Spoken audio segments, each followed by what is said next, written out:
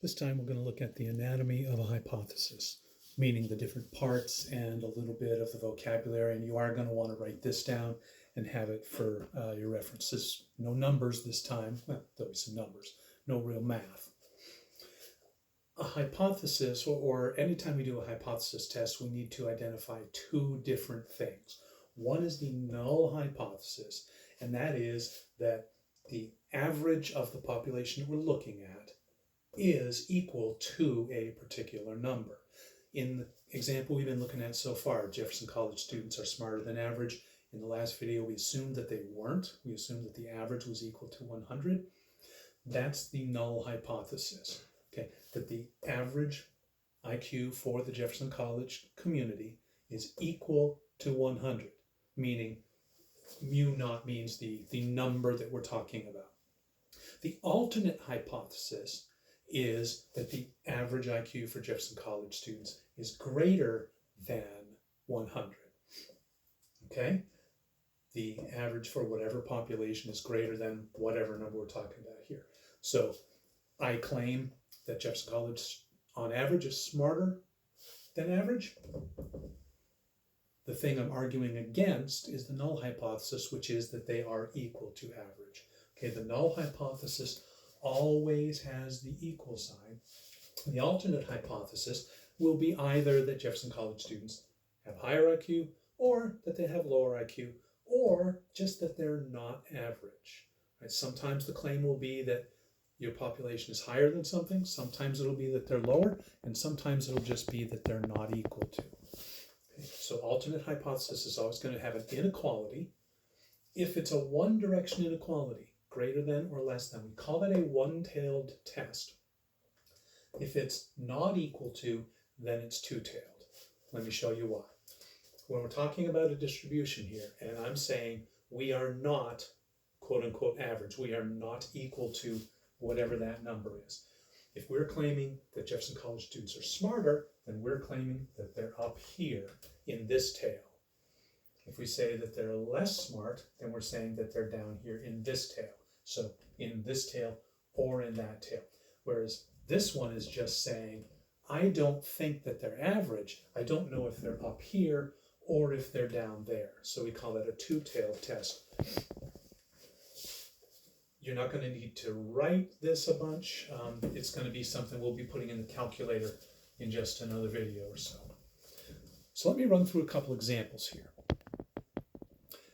A program at Jefferson College claims that the average income of its graduates is $45,000. I think that's high, and I want to test to see if that's actually true.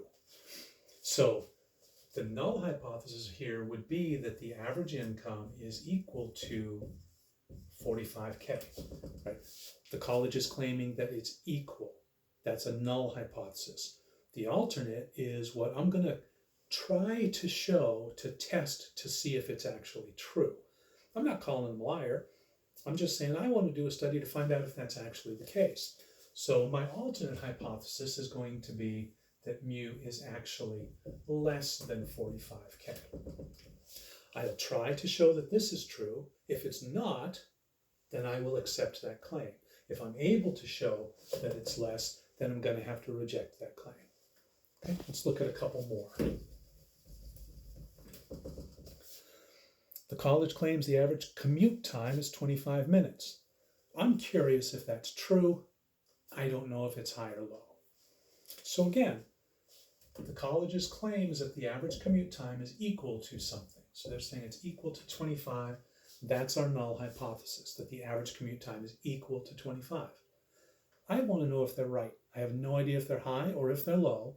So the alternate hypothesis I'm going to try to show is that the average commute time is not equal to 25. Right? And again, I'm not trying to call them liars. I'm curious if they're right or not. So I'm going to attempt to show this. If I succeed, then I've called their claim into question. If I don't succeed, then I'm going to accept their claim. Now you try this before I do it. Again, you can pause while you try to figure out what it is and then pick up after. A study concluded that the average teenager spends 120 minutes per day on the internet. but I think that's high. So what's the null and what's the alternative, or the alternate? The null would be that the average amount of time teenagers spend online is 120. I think that's high means that I think, and I'm going to try to show that the average is actually, no equal there, is actually less than 120. So my null would be that the average is equal. The alternate would be that the average is less. My friend claims that the average number of pine cones on a tree is 437. I'm curious to see if that's true. So the null hypothesis, my friend thinks that is equal to 437. I'm curious if that's true. I didn't say I thought it was high or low, so I'm just going to check, or I'm going to try to show that it's not 437. If I succeed, I'm going to reject his claim. If I fail, then I will accept his claim, his hypothesis. Okay, that's how the null and the alternate hypothesis work. And we'll talk more about that next time.